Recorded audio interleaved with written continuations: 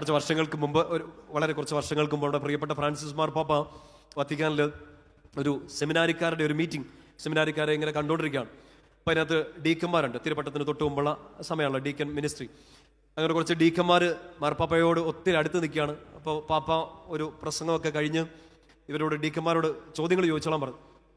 അപ്പോൾ അതിനകത്തൊരു ഡീക്കൻ പാപ്പായോട് ചോദിച്ചു, പാപ്പയുടെ പ്രെയർ ടൈമൊക്കെ എങ്ങനെയാണെന്ന് ചോദിച്ചു. നമുക്കറിയാൻ താല്പര്യം ഉണ്ടാവുമല്ലോ അല്ലേ, മാർപ്പാപ്പയൊക്കെ എങ്ങനെ പ്രാർത്ഥിക്കുന്നു അറിയാമെങ്കിൽ അങ്ങനെ പ്രാർത്ഥിക്കാമായിരുന്നൊക്കെ. അപ്പോൾ ഡീക്കന്മാർ ചോദിച്ചു, ഒരാൾ ചോദിച്ചു എങ്ങനെയാണ് പ്രാർത്ഥിക്കുന്നത്. അപ്പോൾ ഫ്രാൻസിസ് മാർപ്പാപ്പ എന്ന് പറഞ്ഞു, ഐ സിറ്റ് ഫോർ അഡോറേഷൻ, ഞാൻ ഒത്തിരി സമയം ആരാധനയ്ക്കിരിക്കും, അതാണ് എൻ്റെ ഏറ്റവും വലിയ ശക്തി എന്ന് പറഞ്ഞു. അപ്പോൾ ഈ ഡീക്കൻ ചോദിച്ചു, എത്ര സമയം ഇരിക്കും? പാപ്പ പറഞ്ഞു, അങ്ങനെ സമയമല്ല, ഞാൻ ഇരിക്കും.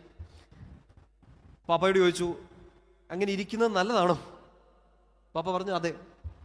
ഡീക്കൻ ചോദിച്ചു, അങ്ങനെ ഇരുന്നാൽ ബോറടിക്കത്തില്ലേ? ഇല്ലേ, ബോറടിക്കില്ലേ? ഇതിങ്ങനെ കേട്ടോണ്ടിരിക്കുമ്പോൾ തന്നെ ബോറടിക്കുന്നു. അപ്പോഴാണ് ഈശോയെ നോക്കിയിരിക്കുന്നത്. അങ്ങനെയൊക്കെ നമ്മൾ ചിന്തിക്കുമോ ദൈവമേ? പാപ്പ പറഞ്ഞു, ബോറടിക്കും. അപ്പൊ ഡീക്കന് കൗതുകം കൂടി. ബോറടിച്ചാനായും? ബോറടിച്ചാലും അവിടെ ഇരിക്കും. ആരുടെ മുമ്പിൽ ഇരിക്കുന്നേ? ഈശോയുടെ മുമ്പ്. ഈ ഡീക്കൻ അടുത്ത ചോദ്യം ചോദിക്കുന്നതിന് മുമ്പ് മാർപ്പാപ്പ അങ്ങോട്ട് പറഞ്ഞു, ഞാൻ അവിടെ ഇരിക്കും. എൻ്റെ ആരോഗ്യ പ്രശ്നം കൊണ്ടും എൻ്റെ പ്രായം കൊണ്ടും ഞാൻ അവിടെ ഇരിക്കുമ്പോൾ ചിലപ്പോൾ ഞാൻ ഉറങ്ങിപ്പോവും. നിങ്ങൾക്കൊരാശ്വാസം വന്നില്ലേ? മാർപ്പാപ്പ ആരാധനയ്ക്കിരുന്ന് ഉറങ്ങിയത്. എൻ്റെ ബാക്കിയും കൂടെ കേക്ക്. പാപ്പ പറഞ്ഞു, ഞാൻ അവിടെ ഇരുന്ന് ഉറങ്ങിപ്പോവും, എൻ്റെ പ്രായം കാരണം, എൻ്റെ രോഗമൊക്കെ കാരണം, ബുദ്ധിമുട്ട് കാരണമൊക്കെ ഉറങ്ങിപ്പോവും. ഡീക്കന്മാരെല്ലാം ഇങ്ങനെ കൗതുകത്തോടെ നോക്കിയിരിക്കുകയാണ്, എന്നാണ് മാർപ്പാപ്പ പറയാൻ പോണത്. മാർപ്പാപ്പ ആരാധനയുടെ മുമ്പിൽ ഇരുന്ന് ഉറങ്ങി.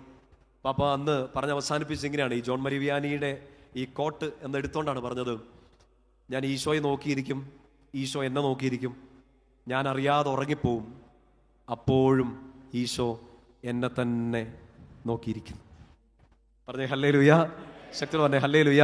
പ്രിയപ്പെട്ട സൗരങ്ങളെ, ചിലപ്പം നിങ്ങളിങ്ങനെ പോയിരുന്നിട്ട് നിങ്ങൾക്ക് ഒന്നും പ്രാർത്ഥിക്കാൻ പറ്റാത്ത അവസ്ഥ ഉണ്ടാവും കേട്ടോ. ഒന്നും പ്രാർത്ഥിക്കാൻ പറ്റാത്ത സമയം, ബൈബിൾ ഒന്ന് തുറക്കാൻ പോലും തോന്നുകയില്ലായിരിക്കും, ജപമാല ഒന്ന് കൈ പിടിക്കാൻ തോന്നുകയില്ലാത്ത സമയങ്ങൾ വരും.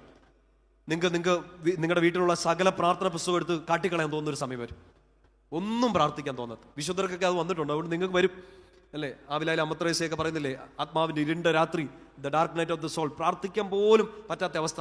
മദർ തെരേസയ്ക്ക് വന്നിട്ടുണ്ട്, കൊച്ചു തെരേസയ്ക്ക് വന്നിട്ടുണ്ട്, കുരിശിന്റെ വിശുദ്ധ യോഹന്നാന് വന്നിട്ടുണ്ട്. എല്ലാ ദൈവമക്കൾക്കും അത് വരാൻ സാധ്യതയുണ്ട്.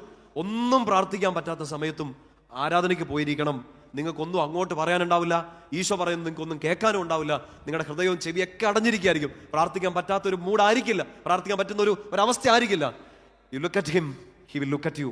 നീ അവിടുത്തെ നോക്കുക, അവിടുന്ന് നിന്നെ നോക്കിയിരിക്കും. നീ കരഞ്ഞു പോവായിരിക്കും, നീ സങ്കടപ്പെട്ടു പോവായിരിക്കും, പ്രാർത്ഥിക്കാൻ ഒരു വാക്ക് പോലും കിട്ടാതെ ഇങ്ങനെ വെറുതെ ഇരിക്കുകയായിരിക്കും. അപ്പോഴും ഈശോ നിന്നെ തന്നെ നോക്കിയിരിക്കും. പറഞ്ഞേ ഹല്ലേലൂയ.